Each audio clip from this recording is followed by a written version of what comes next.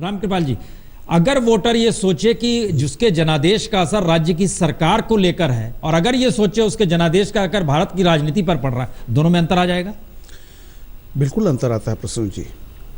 और ये जो आप कह रहे थे, बालकृष्ण जो कह रहे हैं, मैं सन ज़्यादा तो नहीं लेकिन मैं 70 से जानता हूँ कि इस देश के जितने बड़े जो आप कह सकते हैं कि जो राजनीतिक और सामाजिक चेतना जगाने वाले, जो चाहे वो पीरियडिकल रहा हो, पाक्षिक पत्रिकाएं हों, अखबार हों, सबसे ज़्यादा बिहार में पढ़े जाते हैं। EPW जो मुंबई से निकलती है, मुंबई में लोग नहीं जानते हैं कि कहाँ है वो, कोई उसकी संख्या नहीं है। उसका 80% सर्कुलेशन बिहार में होता था।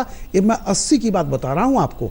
तो सामाजिक और राजनीतिक चेतना में बिहार का औसत आदमी बाकी शहरों से डिफरेंट होता है। बताऊं, कम शिक्षा के बावजूद सामाजिक और आर्थिक चेतना जो अर्बन पॉपुलेशन है उससे रूरल पॉपुलेशन की जो सामाजिक और राजनीतिक चेतना है वो बिहार में बहुत परिपक्व है।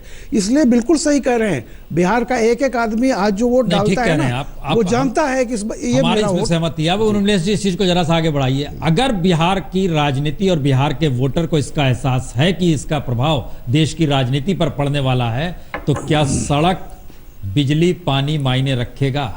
नहीं, देखिए, मैं थोड़ा सा अलग सोचता हूँ इस बारे में। जो बिहार को जितना मैंने सोचा, समझा है, देखा है, कि देखिए ये बात सही है कि बिहार का ये इलेक्शन पूरे देश के लिए बहुत महत्वपूर्ण हो गया है। और हो रहा है चुनाव बिहार में, लेकिन पूरे कन्याकुमारी से लेकर कश्मीर तक सबकी निगाहें लगी हैं कि भैया देखिए फैसला क्या होता है, क्योंकि इस फैसले का बहुत सारा प्रभाव जो है देश की राजनीति पर पड़ेगा।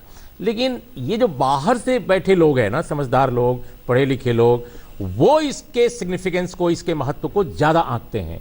जो अगर आप ग्रासरूट लेवल पर जाइए, आम लोगों से बात कीजिए बिहार में, जैसा मैंने भी किया है, आपके करस्पॉन्डेंट भी कर रहे होंगे, ये ठीक है, वो जानते हैं, अखबारों को पढ़कर, टेलीविजन को सुनकर वो जानते हैं, जैसा आप रामकृपाल जी कह रहे हैं, बहुत समझदार वहाँ का मतदाता है, बहुत पढ़े लिखे भले लोग ना हो, लेकिन उनकी राजनीतिक चेतना बहुत समुन्नत है। तो ऐसे में ये राजनीतिक चेतना लोकल मुद्दों को देखेगी। वही मैं कंक्लूड कर रहा हूँ। तो लेकिन उसके बावजूद कि वो जानते हैं कि वो कितना बड़ा कंट्रीब्यूट करेंगे देश की पॉलिटिकल डायनेमिक्स में, लेकिन मेरा ये मानना है कि जब चुनाव होता है विधानसभा का खासकर, तो जो स्टेट के इश्यूज हैं, स्टेट के जो राजनीतिक समीकरण हैं, और बिहार जैसे स्टेट के जहां समाजशास्त्र जो है राजनीति को प्रभावित करता है, उसको आदमी छोड़ नहीं पाता, पहली बात। दूसरी बात, लोकल जो इश्यूज हैं, अब जैसे उदाहरण के तौर पे अभी आपके करेस्पॉन्डेंट बता रहे थे आरा का मामला। आरा में तरारी क्षेत्र है, जहां वो चर्चा उन्होंने की कि इस तरारी क्षेत्र में बड़ा दंगल मचा हुआ है।